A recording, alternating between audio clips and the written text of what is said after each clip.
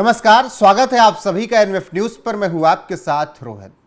भारत पाकिस्तान को जवाब देगा पहलगाम हमले के बाद, यह दुनिया जानती है और पाकिस्तान इसी वजह से खौफ में है। पाकिस्तान के सैनिक रिजाइन मारकर भाग रहे हैं और कह रहे हैं कि हमें माफ करो, हमें बॉर्डर नहीं जाना है। एक तो इस वजह से असीम मुनीर और शहबाज शरीफ परेशान हैं कि उनकी आर्मी भाग रही है बॉर्डर छोड़कर, चौकियां खाली हो रही। इस बीच पाकिस्तान आर्मी में और भी बहुत कुछ हो रहा है। लड़के सेफ नहीं हैं। पाकिस्तान आर्मी में दरिंदगी हो रही है जवानों से।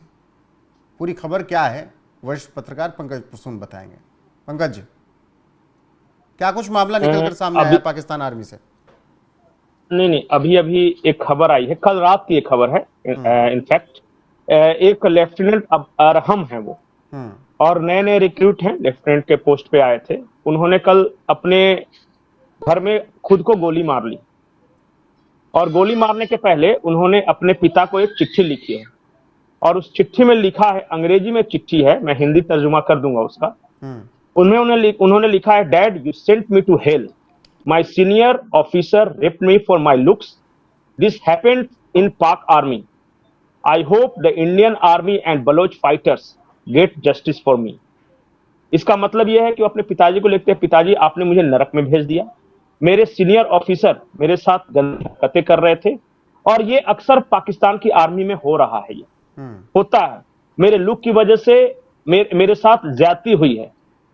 उन्होंने मरते वक्त ये लिखा है, लेफ्टिनेंट रैंक का अधिकारी, वो लिखता है, मुझे उम्मीद है कि भारतीय फौज और बलोच लड़ाके मेरा इंसाफ करेंगे, क्योंकि इस देश में इस सिस्टम से मुझे इंसाफ की उम्मीद नहीं है। ये लिखते हैं लेफ्टिनेंट अरहम।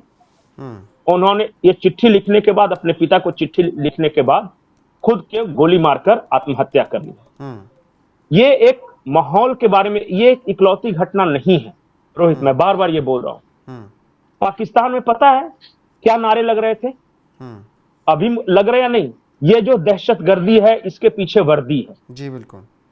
ये नारा कोई भारतीय तो लगा नहीं रहा था। ये नारा इस्लामाबाद की सड़कों पर लग रहा था, लाहौर की सड़कों पर लग रहा था, कराची की सड़कों पर लग रहा था। वहां के लोग आर्मी से, अपनी खुद की फौज से, मैं सभी लोगों की बात नहीं कर रहा हूं, लेकिन एक साइजेबल चंक है जो कि अपनी फौज से नफरत करता है, और इस वजह से नफरत करता है कि पाकिस्तान की फौज अपने ही लोगों पे जुल्म करती है।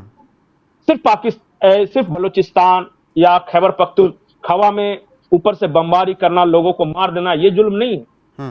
पाकिस्तान की फौज असली जुल्म कर रही है कराची में, लाहौर में, इस्लामाबाद में, जब बच्चियों को पकड़कर, महिलाओं के साथ, इस तरह के नौजवानों के साथ जो वो कर रहे हैं सड़कों पे, आप देखिए क्या माहौल है।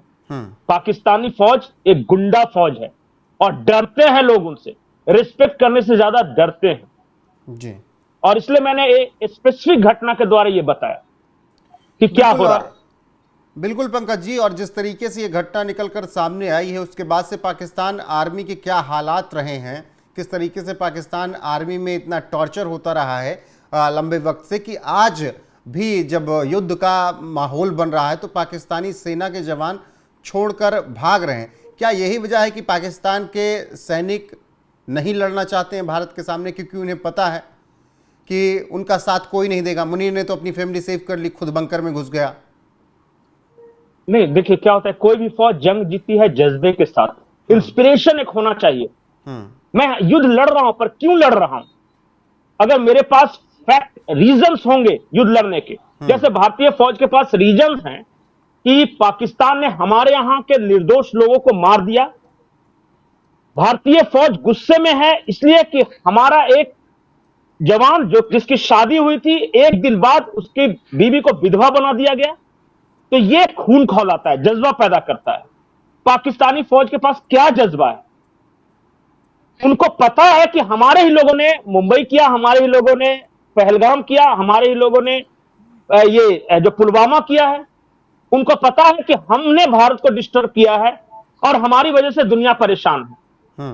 पाकिस्तानी फौज के हर जवान को पता है कि हम अपने देश के लोगों के साथ क्या कर रहे हैं, बलोचों के साथ क्या कर रहे हैं, पश्तूनों के साथ क्या कर रहे हैं, हिंदुओं के साथ क्या कर रहे हैं, ईसाइयों के साथ क्या कर रहे हैं।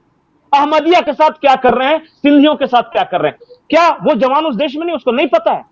आपको क्या लगता है एक भरी ट्रेन जो कि पाक फौज से भरी हुई थी, जफर एक्सप्रेस का किडनैप कर लिया कुछ आतंकियों ने। अगर जज्बा होता ना तो मर जाते, शहीद हो जाते, लेकिन कैप्चर नहीं होते। वो कैप्चर इसलिए हो गए कि क्या लड़े यार अपने लोगों को। जज्बा कहां से आएगा? कोई इंस्पिरेशन नहीं है, जज्बा कहां से इंस्पिरेशन नहीं है। आएगा? और पंकज जी, जज्बा कहां से और क्यों आएगा जब ये हालात हों? और जज्बा आज की तो कोई बात नहीं है। 93,000 सैनिक आए थे, 120 ने स्टाम्प लगा दिया, औकात बता दी थी। यही है ना। अच्छा बताइए, सरेंडर तो कई आर्मी करती है युद्ध में, लेकिन कहीं पैंट रिमूवल सेरेमनी देखा है कि पैंट खोला गया है? ये पहली बार हुआ था पाक फौज के साथ, क्योंकि पतलून उतारकर मुहर मारा गया था इंडियन आर्मी का। और ये बेगैरत लोग क्या किया इन्होंने जाकर? इनको तो शर्म से मर जाना चाहिए था, लेकिन जाके उन्होंने करप्शन शुरू कर दिया अपने देश में जाके। आज भी पाकिस्तानी आर्मी बिजनेस कर रही है, पाकिस्तानी आर्मी जमीनों पर कब्जा कर रही है। आपको शायद एक नियम नहीं पता है, पाकिस्तान में जैसे हमारे यहाँ प्रमोशन होता है तो सैलरी बढ़ती है, पाकिस्तान में अगर आर्मी में प्रमोशन होता है तो उन्हें जमीन के टुकड़े भी मिलते हैं कि तुम मेजर हो गए तो इतना कैनाल ले लो, तुम ब्रिगेडियर हो गए तो इतना कैनाल ले लो। लाहौर के आसपास पंजाब में सारी जमीनें जो है ना, ये पाकिस्तान फौज के लोगों ने कब्जा करके रखा है।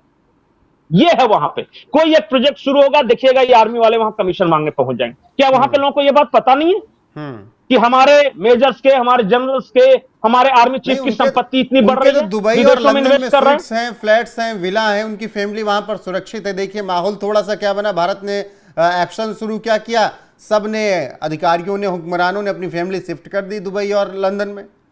मरे पाकिस्तानी आवाम और सेना। और ये बातें पाकिस्तानी आवाम को पता है। कल एक रात को प्रेस कॉन्फ्रेंस किया था DGISPR ने, उसमें वो आधे घंटे तक क्या कहते रहे, वहां के पत्रकारों को समझ में नहीं आया, सब नींद में उग रहे थे। सिर्फ एक खबर बनी कि उन्होंने धमकी दिया भारत को कि you choose where war starts, we will decide where it ends. ये DGISPR का बयान था। आप मतलब कि देखिए, करप्ट से करप्ट लोग, खोखले से खोखले लोग, अय्याश लोग, शराबी लोग, ये भी धमकियां दे ही देते हैं जब इस तरह की बात आई देशभक्ति के नाम पे, वतन परस्ती के नाम पे। यही पाकिस्तान की आज की सच्चाई है।